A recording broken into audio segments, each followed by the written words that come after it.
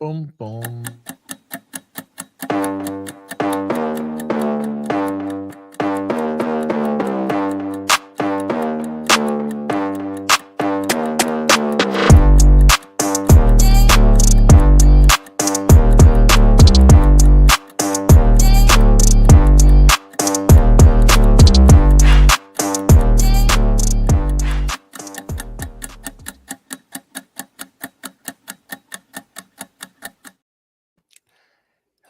Hello. Hello.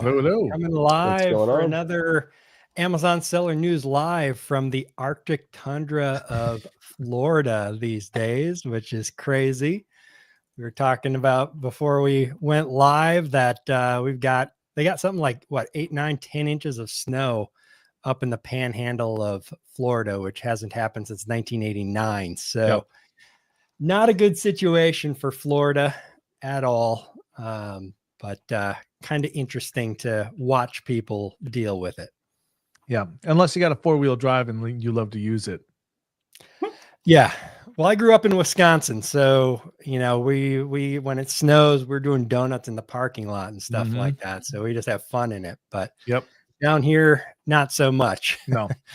Like I said, I seen that video of the Florida salt truck, which was like a Ford F-150 with two guys in the back throwing salt out with cups. Really? Yeah, that's because they're just so unprepared down there. Yeah, not prepared at all. So I appreciate everybody out there joining us. I see we got a bunch of people streaming in, which is awesome. So appreciate you joining us as we're going through the news today, which we've got a lot of good ones.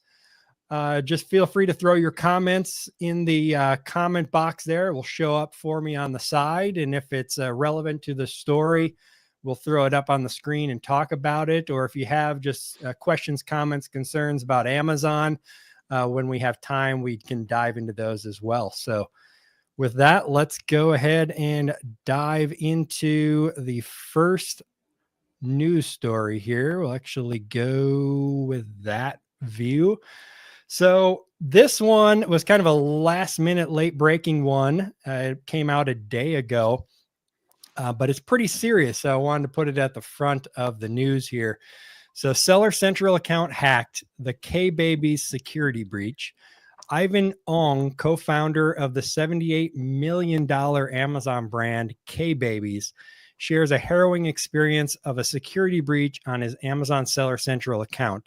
Despite multiple assurances from Amazon, hackers repeatedly changed the admin email, bypassed security measures, and even altered bank account details, leading to lost sales of $230,000 per day and leaving the business at risk of bankruptcy. Ong suspects a potential insider job or a systemic vulnerability in Amazon's platform, urging Amazon to address the root cause to prevent widespread cyber attacks on seller accounts.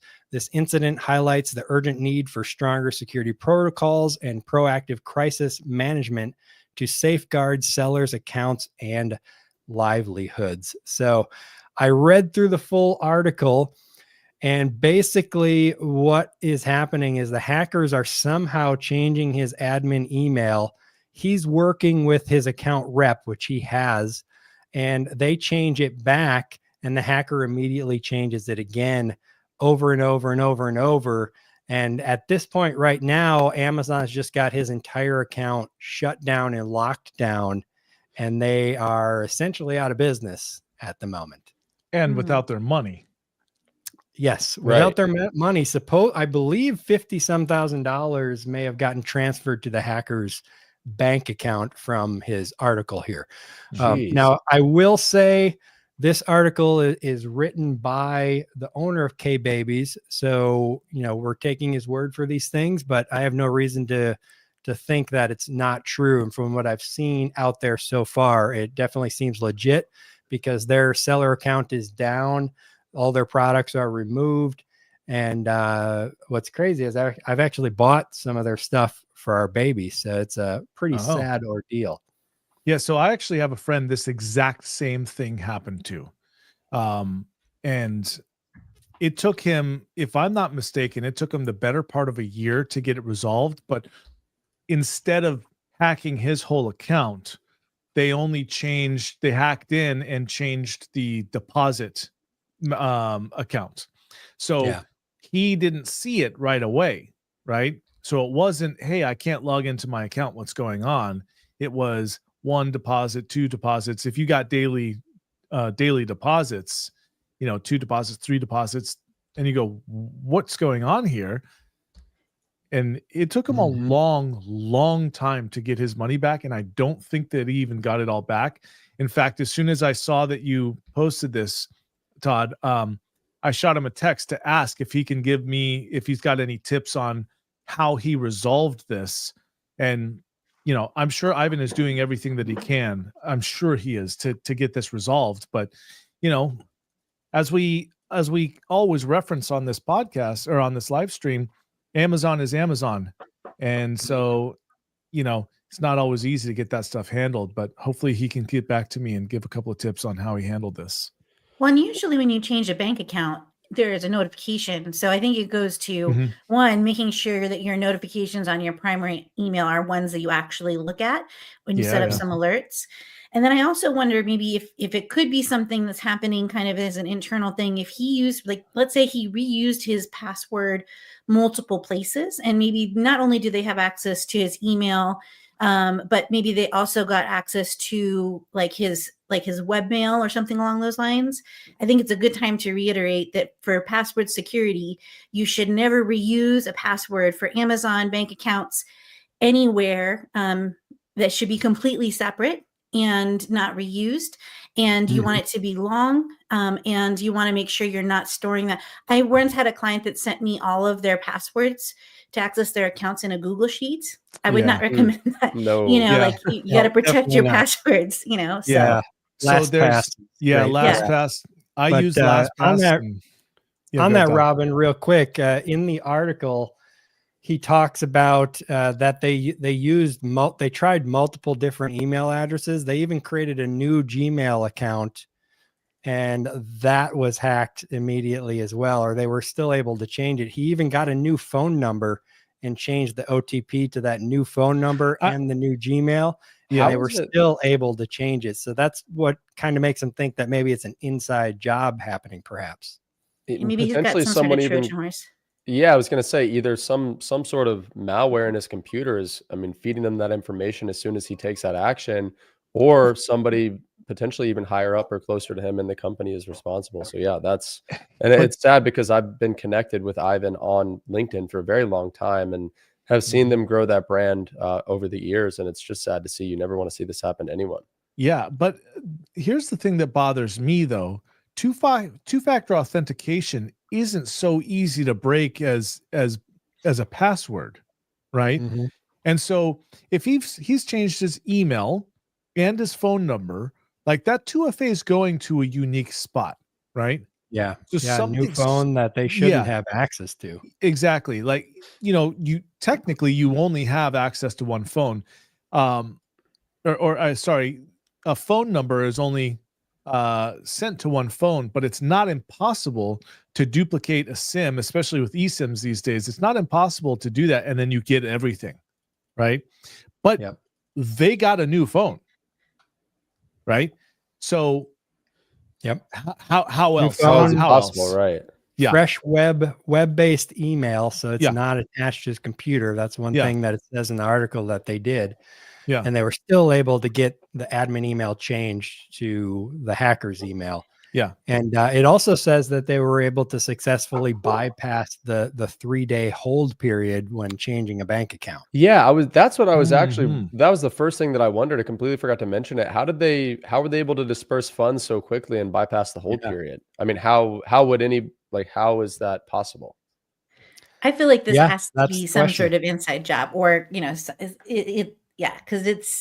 there's a lot of safety things that got bypassed. But if he was using, let's say Microsoft Authenticator, and maybe he shared instead of creating a sub user for like an admin or something, he shared his primary account, the admin account on Amazon. And then he also logged them into his Microsoft Authenticator, and maybe then they changed it and he forgot about it. I'm not saying it's his fault that we all do things like this, but we've had people try to share us passwords with the admin account, and we're very strict. We don't ever want admin access, even for a minute. We like make them change the password if they shared it with us, because we don't even want to have access to those things. Yeah, same. Yep. But again, they still broke through after he changed everything. They still broke through. That's the scary part. Yep. And Amazon supposedly had put a freeze on the account, they claimed. Right. Yeah. Right. But it makes me kind of wonder if it's a competitor who bought off someone inside of Amazon to take them down, because otherwise, why, if you're a hacker, you're trying to steal money, why wouldn't you just silently in the background, change the deposit and try to get the money, versus continually changing the admin email, making it obvious that you're hacking getting the account shut down. Well, like Danon said, Danon, the guy that you use in your example, I'm like, well, whoever hacked him, that's a smart hacker, right? Like they got as much out of that as they possibly could, because they didn't change the admin email, right? If you can't log into your Amazon account, that's an immediate red flag. So and Todd, I mean, I don't think it's outside of the realm of possibility for a competitor to have paid off an Amazon employee as well. I mean, we know good and well that happens. Yeah, I was like, we know good and well that happens. So it is interesting. Yeah, interesting and definitely sad. So I wanted to put it here at the front, get some press out there for him. Hopefully somebody will see this and can help him at least get that up. But just as important, protect the rest of us, because if they're able to do this to him, they're probably able to do it to just about anybody if they really wanted to. Yep. So not a good situation. Yep. Solomon says brand insider job. I kind of agree. Either that or an extremely sophisticated hacker for sure. All right. Any other thoughts on that, or we can move on to the next story here? All right. Let's head on here. So the next one up, Walmart gains ground on Amazon. Insights from Francis. Anybody know how to say that name properly? Francois Mengret. Sorry, Francois, if I messed that up. But he highlights Walmart's significant 21% growth in 2024, outpacing Amazon's 8.2%. Driven by better logistics, Walmart Plus subscriptions, and a growing marketplace.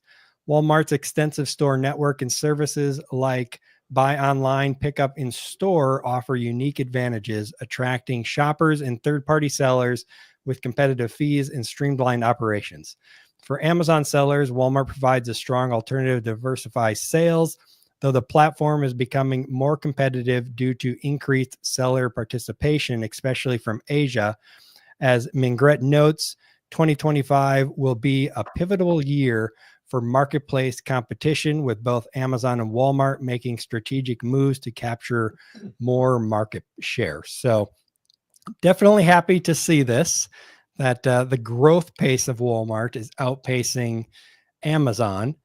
One of the key aspects to that is definitely the buy online, pick up in store, especially for groceries. That's an area I think Walmart is going to continue to dominate Amazon in, because it says that there's a Walmart store within 10 miles of 90% of the country. Are you guys Amex Platinum users? Yeah. So I remember when the Amex Platinum promo came out for Walmart Plus, and I was like, isn't the whole point of Platinum that I'm super elite? I don't need Walmart.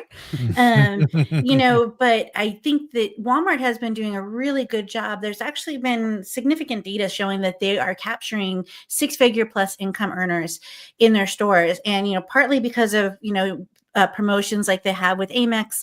But then also the GLP-1s are bringing in, the pharmacy are bringing in higher socioeconomic demographics into their stores and purchasing. And I think it's important to talk about when we're talking about Walmart and these numbers here, they are including those orders. So some of those are kind of like grocery Instacart. So we want to take that with a grain of salt. But we're seeing more and more clients have success on Walmart. And the last online purchase that I bought for Walmart, actually a recent one was we went to the St. Regis in Venice, and the soap we really liked, and I ended up finding it cheaper on Walmart. And so we're finding that there is starting to be more of a place for luxury items.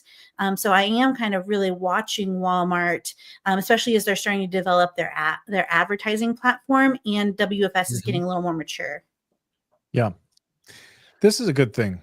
This is a good thing. We really need more competition in this area so that prices can go down a little bit.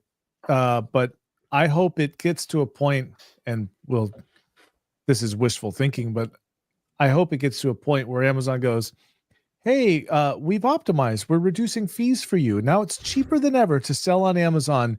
And by the way, we're going to treat you like a customer too. If only. If only. Robin, did I make you throw up in your mouth a little bit there with that comment? No, I just want to know who your drug dealer is and how I can get some. That's what sure. Yeah. Today it's caffeine, brought to you by Yeti.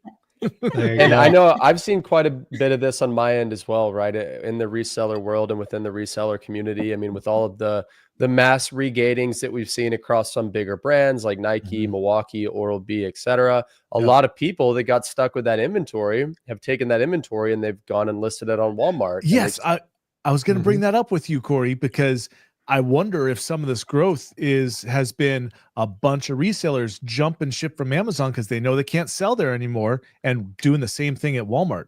Well, I know that for a fact. I mean, you take one look at Amazon Twitter, and 6 months ago, people are talking about their reselling profits and doing online arbitrage and doing wholesale, and there are still people talking about that stuff, myself included. But now you're seeing, like, I'm seeing a lot of people talking about Walmart and posting screenshots of Walmart revenue, right? Which is something that we thought we would never see.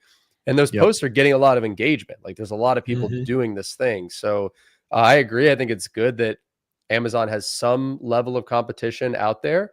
We'll just, we'll see where the next few years go. I think, Robin, your point about the GLP-1s bringing in, I guess, a higher socioeconomic level person, it makes a lot of sense. And I never, that's just interesting. I just never would have known that. So that's a cool fact. It makes sense though. Yep. Yeah. So, I mean, I think it's kind of like, with COVID, a lot of people who never would have used Instacart started using Instacart. And then I think I can tell you for me that, because things have just gotten more expensive, and because I got the free Walmart Plus and it includes free delivery, there are a lot of my groceries that I moved from Instacart to Walmart because I'm lazy and I don't like grocery shopping. So I think that, even our household has been part of that shift, and it hasn't necessarily been driven completely by prices, but it's been more, convenience and, well, I'm already paying for this, I might as well get it because I'm using a benefit from something else. So I think some smart partnerships.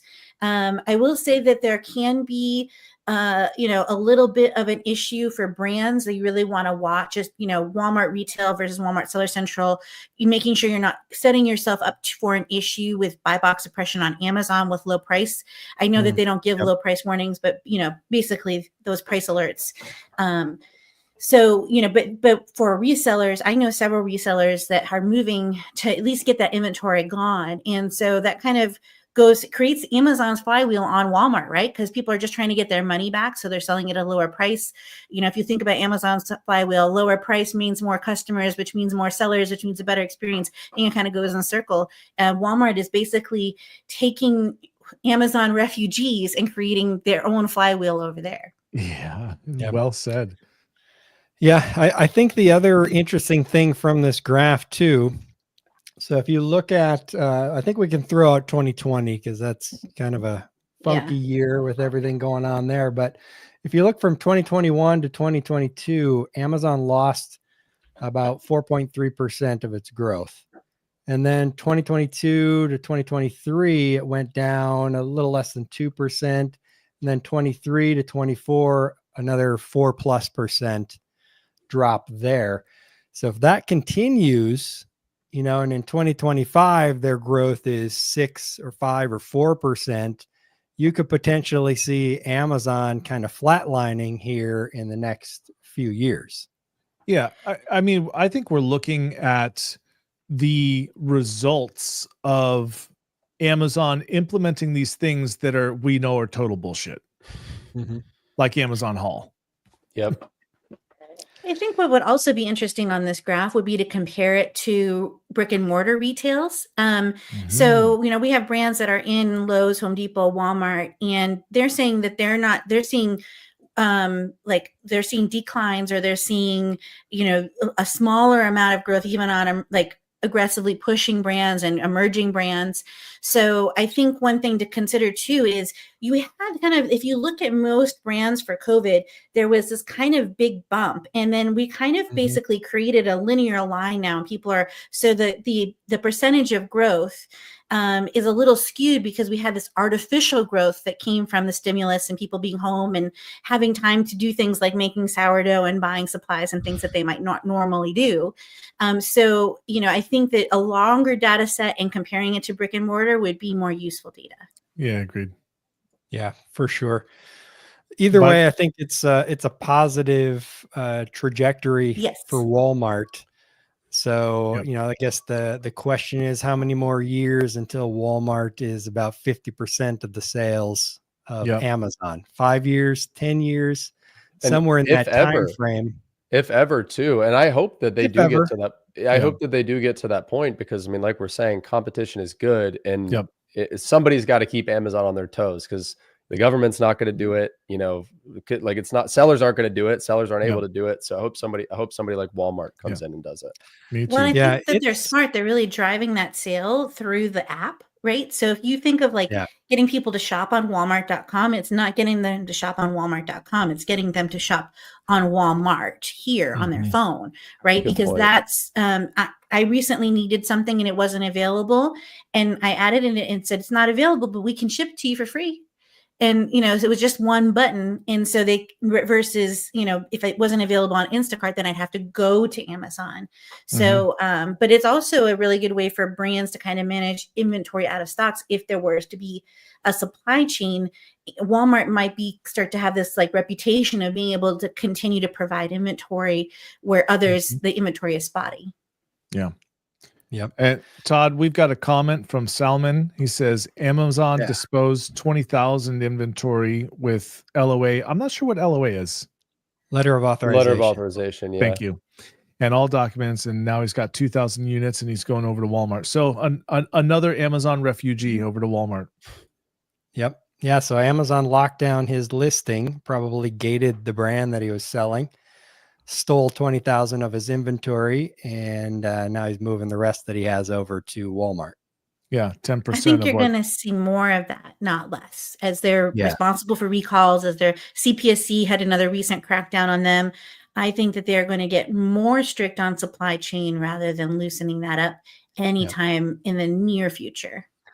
Yeah, and that's going to happen on Walmart at some point as well, because if Amazon is being held liable to all these things, they're going to be coming after Walmart as well. Walmart's got, I don't know if Walmart has deeper pockets than Amazon or not. Is their market cap bigger or smaller than Amazon in total? I'm not sure. I think Amazon, actually, no, I think Walmart's biggest. I think Walmart's number one. Or not by market cap, but I know by revenue, I think. By revenue, yeah, that's what I mean. So Walmart technically is larger overall than Amazon. So if they're going to come after Amazon, they're going to come after Walmart too. So Solomon, I would just be careful of that a little bit. Make sure you do have the letter of authorization, so that's good. But just be careful. Walmart's probably going to do the same thing at some point, but hopefully they'll have better support to look at your letter of authorization and make sure it's legit and allow you to sell. Yeah. That's the biggest problem with Amazon, right? Is just they're just not treating sellers good at all. Yep. Which is a big reason that I am wanting to switch a lot of my purchases over to Walmart rather than Amazon, just to kind of, help Walmart however I can. Yeah. Yeah. It really is. it really truly would be as simple as Amazon going, hey, why don't we help the people that help us? Right? Yeah. Novel Yep. idea. Yeah. Like K-Babies, right?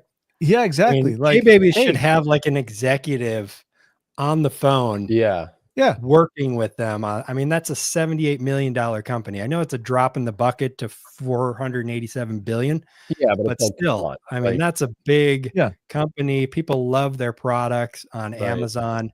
yeah. Really good reputation. It's just ridiculous that they don't have an executive working with them to get that fixed. I fully agree. Yeah, Yep. hopefully our network of people that are watching this and get wind of this story can get an executive on for them, you know? Yes. We for do have sure. power within our community to help each other. And we just need to make sure that the word gets out to the people that can get you the help you need. But we are capable of producing that. Yep.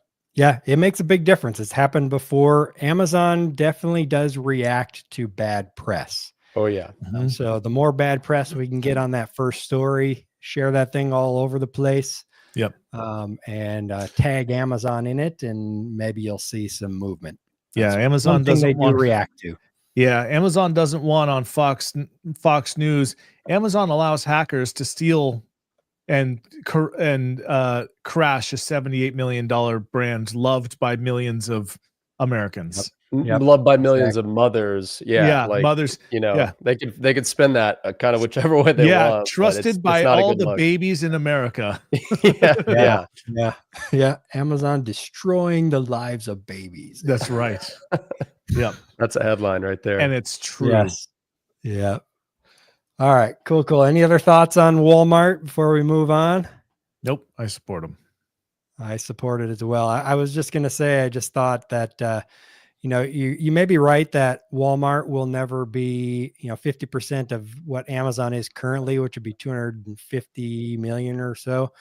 But I could see Amazon start declining, Walmart continue to rising along with other platforms as well. And that would allow Walmart to potentially rise to 50% of what Amazon comes down to. Yeah. But there was a time when people thought Amazon would never get bigger than eBay too. Oh yeah. True. So, It's very true. Yep. That's true. the only thing that you can guarantee in e-commerce is that it's going to change. Yep. The only thing I'm waiting for is for there to be enough marketplaces that I can build a tool to bring all the data in API to every single one of them. And then I get every customer and filter the orders to the marketplaces. And then I treat everybody like shit. Yeah. Hire your own. I don't know if that's a mission statement that people might rally around, but you might want to wordsmith that a little. No, I got it. It's like, don't worry. You're just as unimportant to me as the other one. As the next one. Yeah. Might want to put that one in ChatGPT and ask for some fine. suggestions. Thank you. Thanks, everyone. All right, let's go ahead and jump on to the next story here. So this is a strong opinion from Blair Forest, Amazon resellers versus direct selling. Which strategy is right for your brand? Blair Forest, founder of AMZ Prep, dives into the ongoing debate of whether brands should sell directly on Amazon or partner with resellers. Direct selling offers higher margins, 15-25%, and full control, but requires expertise and capital, while resellers provide immediate Amazon expertise and working capital, but may sacrifice some control and margins. Success stories exist on both sides, with the best strategy depending on factors like cash position, team expertise, growth goals, and distribution strategy. Forrest highlights that no one-size-fits-all answer exists, and brands must evaluate their unique needs to determine the optimal path forward. So, Todd, I feel like this one is right up your and my alleys, right? And I've certainly got an opinion on this one. So I think it comes down to exactly what he says in the post. If it comes down to expertise and capital, if the brand has the expertise to win on Amazon and they have the capital to invest, then they should sell themselves. If they have one or neither of those two things, then they should partner with an authorized reseller. And I think it pretty much comes down to that. I think a lot of brands, they don't have the expertise, but maybe they do have the capital. They go try and win on Amazon and they just get absolutely destroyed because they don't have control over their supply chain. Their listings haven't been updated in 2 or 3 years.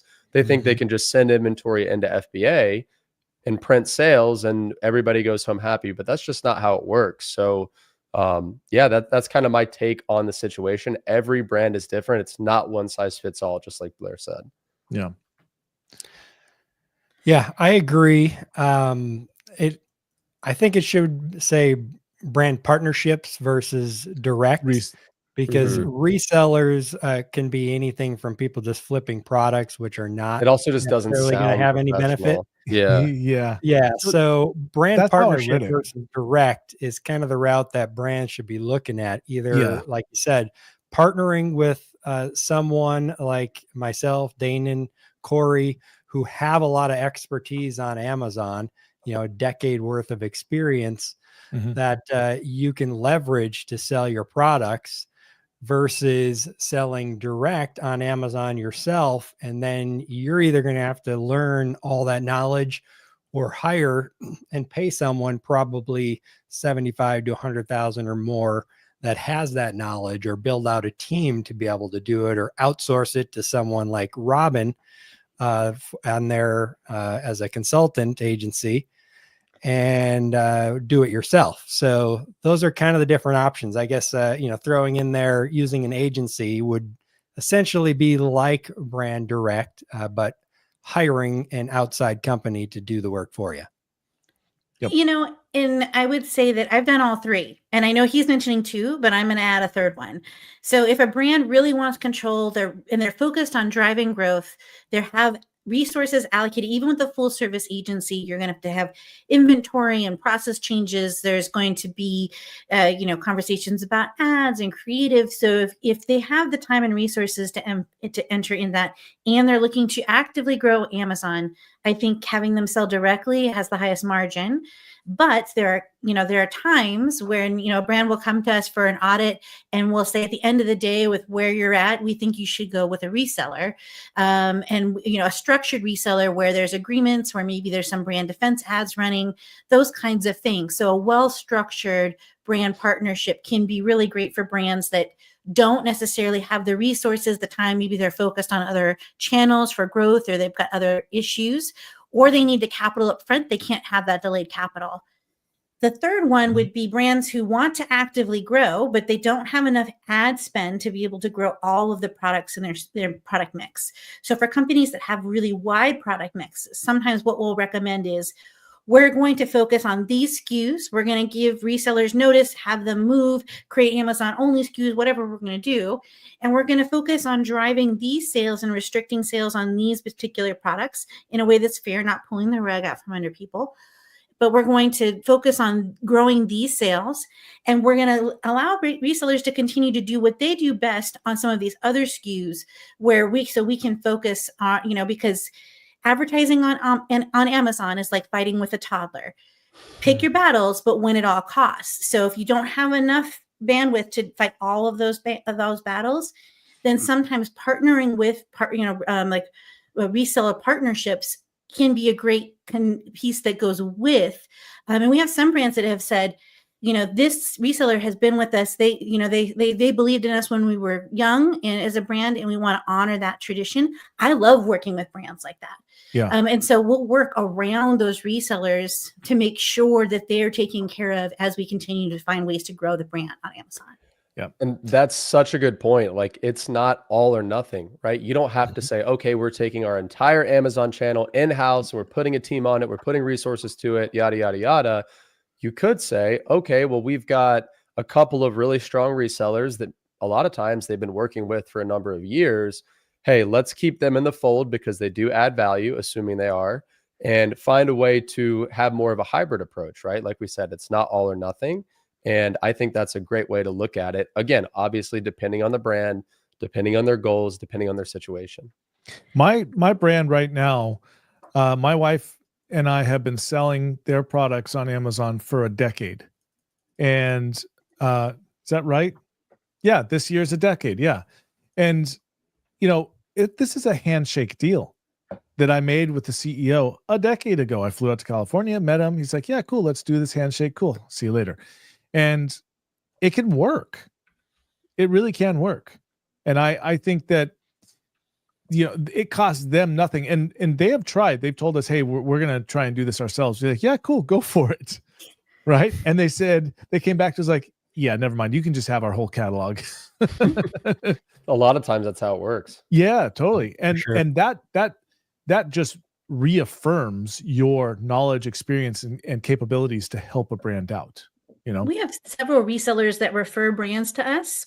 Mm-hmm. And the idea is not that they would sell direct. It's that the brand pays us to update the listings and run sponsored brands and sponsored display ads, which run regardless of who's having the buy box, to help their resellers grow all together, right? So there are times when that really works well too, where because especially with compliance issues, you as a reseller might need to get listing changed to update to a new compliance. If you have somebody on that is working on behalf of the brand, they can help work with Amazon to get those things changed for them. It can keep important SKUs online. Yep. Yeah. And it's important too that, if you're going to be a brand and work with a reseller or have a brand partnership, and your goal is to grow your brand on Amazon, we can do a lot of good just by optimizing the listings and stuff like that. But if you really want to make it go, I always try to get some type of advertising share where the brand is putting in a certain amount of ad dollars, and then I'll match those ad dollars. Yeah. Because otherwise it's hard as a reseller, right? Because the margins are smaller. Yep. So we can't afford as much ad spend for the products. So that's where the brand can pitch in, however much a month, whatever that looks like, $1,000, $2,000, $3,000 or whatever. Yep. And really help boost the products. And of course, as the reseller, a lot of times, most of us are experienced with running PPC ads and doing that. Or I know, Robin, you actually help resellers as they're running their ads, or being their PPC person, I should say. So that's something to think about too with the brand, that if you go direct, you're going to have to pay for ads. You're going to probably want to pay for ads if you're using a reseller as well. You may have to pay a little bit less because the reseller might kick some of that in as well. But you do get access to all the experience of the reseller that they've had with all their listings, optimization, and everything else. Yep. I don't even run ads. I don't have the margin to run ads, but I haven't run ads in forever. So. Yeah, and that might be a place, Danon, where you go back to the brand and ask them if they would be interested in doing an ad share or something like that. Absolutely. It's a brilliant idea. It's been a topic of conversation several times, but they've never wanted to pull the trigger on it. But who knows? Like maybe they'll want to do it this time, But and there can be transparency concerns. I did have a brand that I audited, and they said that their reseller was doing ads. When we asked them to provide the data, they said that they couldn't provide the data because Amazon didn't provide the data. And I was like, wait a second. Where's that red flag guy?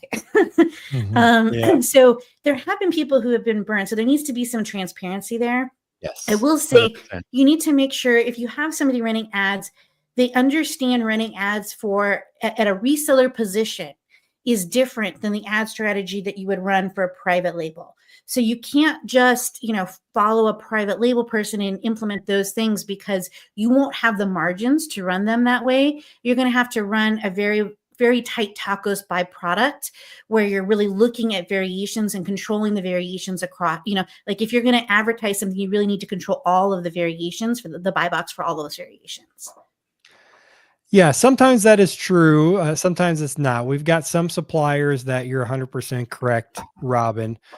Mostly the ones that don't want to do an advertising share, but the ones where we have an advertising share, we run the PPC much more like a private label brand, because typically too, we're getting a discount on the cost of the product, so the margins are much higher. The brand is kicking in ad dollars to be able to run it more like a private label as well.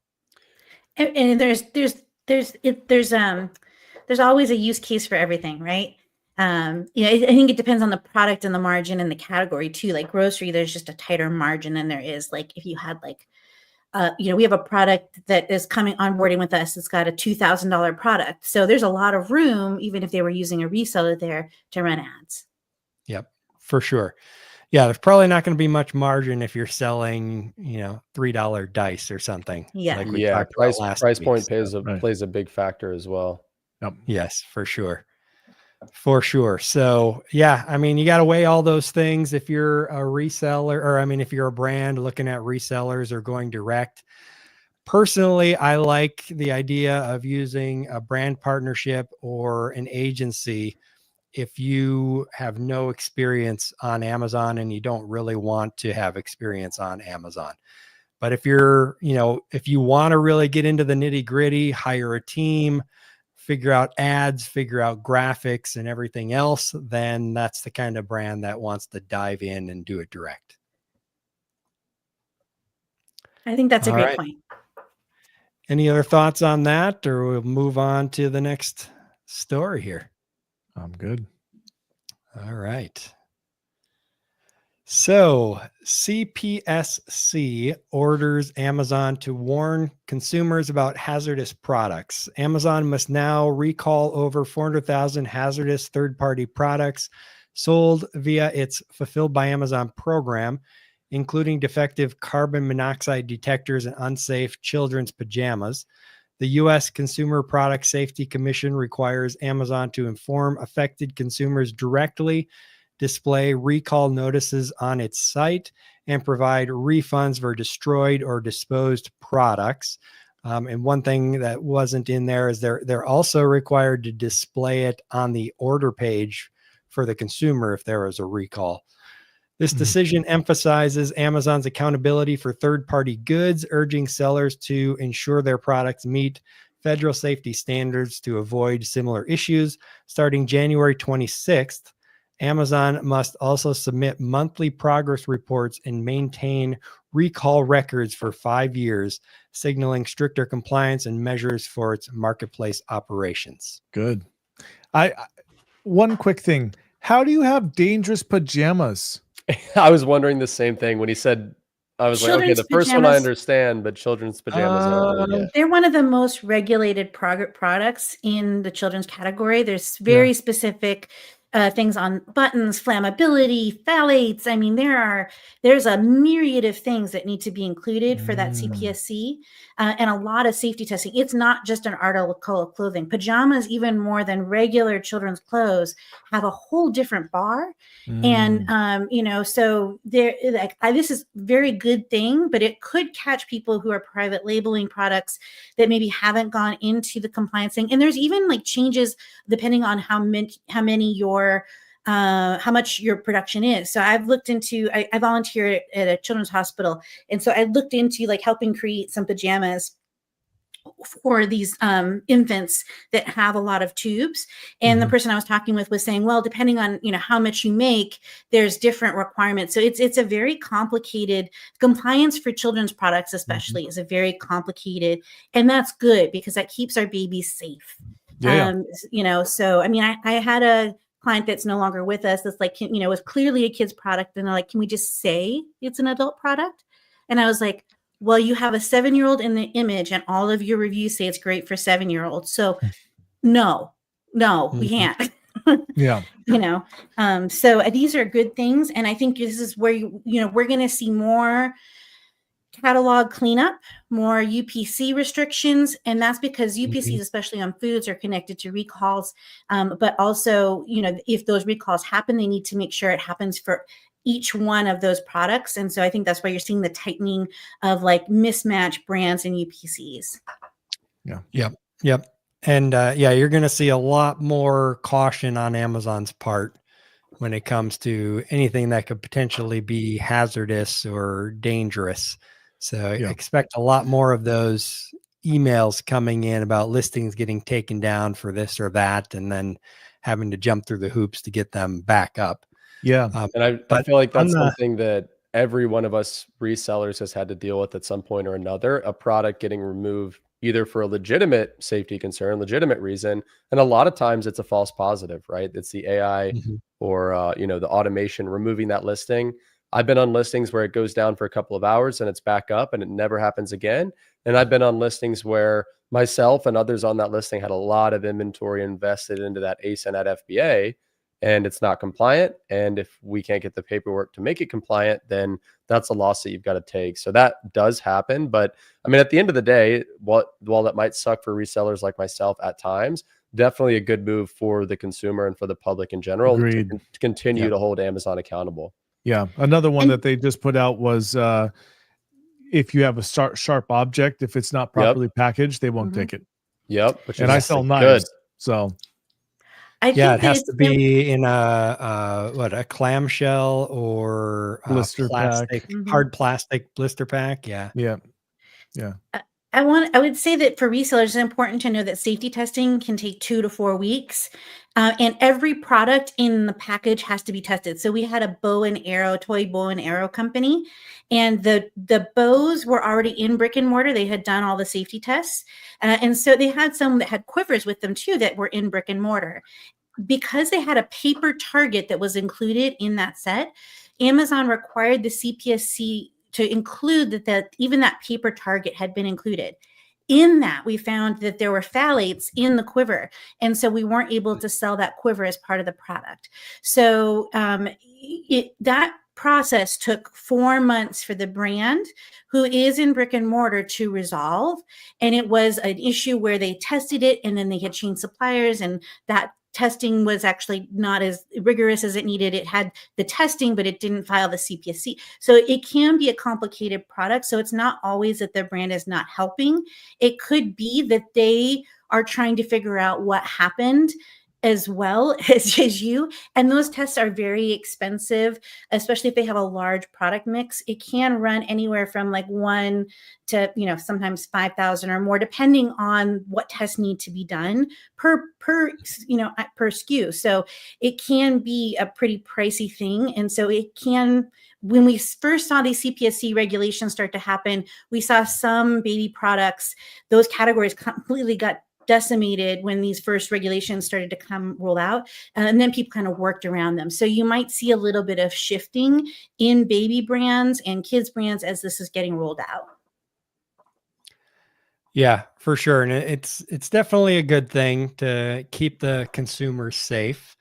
It's going to make it a little bit harder for certain brands and resellers and such, but that's just kind of a part of doing business, which is something that a lot of Amazon sellers got used to, is that they really didn't have to do a lot of things that were normal parts of doing business for a long time. And now Amazon is being forced to do it. So therefore, they're going to force us to do it as well and run our businesses like a real business. Yeah, shocker. This is a good thing, though. Me and Danon talked about this on our podcast recently. That this is like somehow Amazon sellers have managed to get away with running a real business for 25 years because FBA has been around since I think the year 2000, and only took about 25 years, but the platform's caught up, and now everybody's got to take things a little more seriously, which is definitely a net positive, like you said.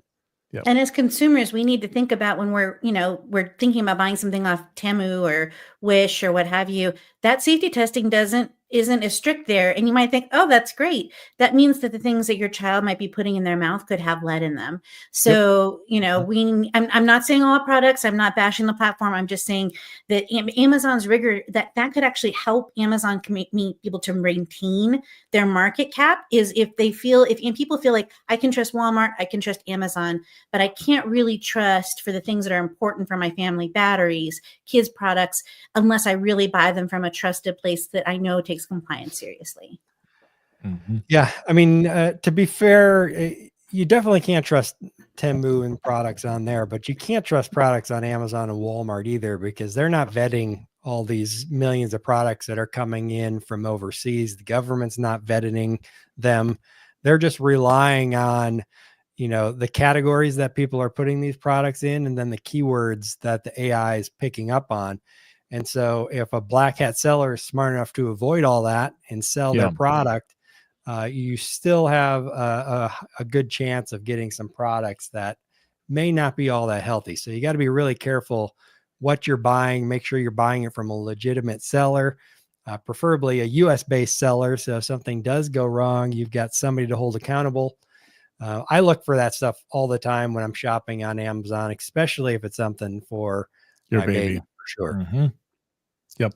My wife is, just on the subject of children, my wife has gone very deep into what actually is safe, who's done the testing of their products. I've been begging her for ages to create a mom blog because she has so much information on this stuff. And I would have never even, if you told me, I wouldn't believe some of the stuff that she's found out that are based on like closed tests of products and what has led and what doesn't and stuff like that. It is absolutely insanity. But yeah, enough about that. I believe it. No? Yeah. Our babies are our future, right? And if we poison them, well, the world's going to have some troubles. I mean, let's be honest. That's what's been happening. Yeah. I mean, the government's not going to protect you. Amazon's not, Walmart's not, Timu's definitely not. So you gotta take it upon yourself to deal with it. I mean, look at what is it? Red dye number 4. Yeah. That they just banned, which has been like banned for 40 years in Europe and California. So everybody knew that it caused cancer, but it took the government like 40 years to get their act together and do it. So yeah, there's can't rely on that. No, Europe has some of the best. I'm not saying they're perfect, but they've got some of the best food laws. And there are countries out there that really, really put the family unit, the child, at the forefront of what they feel is important. And I believe that's a good thing, because if you can protect children from certain things, then you're helping society to that degree, right? But if you allow this crap to go through 40 years to get rid of a known carcinogen, give me a freaking break. Right. Yeah. Give me a break. And that only happened because they knew, I think it only happened because they knew Robert F. Kennedy Jr. is going to be leading the FDA here shortly. And they're like, oh, let's do something now. Oh, yeah. They're sweeping as much under the rug as they can as well, I'll bet you. Oh, I'm sure the shredders are going full time. Well, that might have stopped by now, but I'm sure they were going full time. Yeah, for sure. All right, cool. Any other thoughts on that or anything else? Let me see. I just want to see if my buddy, he didn't answer me. I was hoping that on our first story that he'd have a couple of tips for us, but yeah, nothing. Yeah, for sure. Anybody joining us here at the tail end, share this story all over the place. This is for K Babies, which is a really good baby brand. Their account is basically locked up because of security breaches in Amazon. So definitely spread that around all over your social media, and let's try to get them some press, and hopefully someone over at Amazon, one of the executives or something, will step up and get this resolved for them. I'll put the link. I wonder if does it let me? Oh, that's not right. Hold on. I'm putting the link in the chat here. Where did that go? I'll throw it in there as well. Yeah. Thanks. Yeah, do what we can. Sellers, we got to support each other. So do what we can to help out where we can and get these guys back up, hopefully. Yep, absolutely. All right. Awesome. Cool. Well, Danon, Corey, Robin, I appreciate you joining me, and everybody out there watching, thank you so much for watching. We'll be back at it again next Friday, every Friday here. So until then, happy selling, everybody, and have an awesome weekend.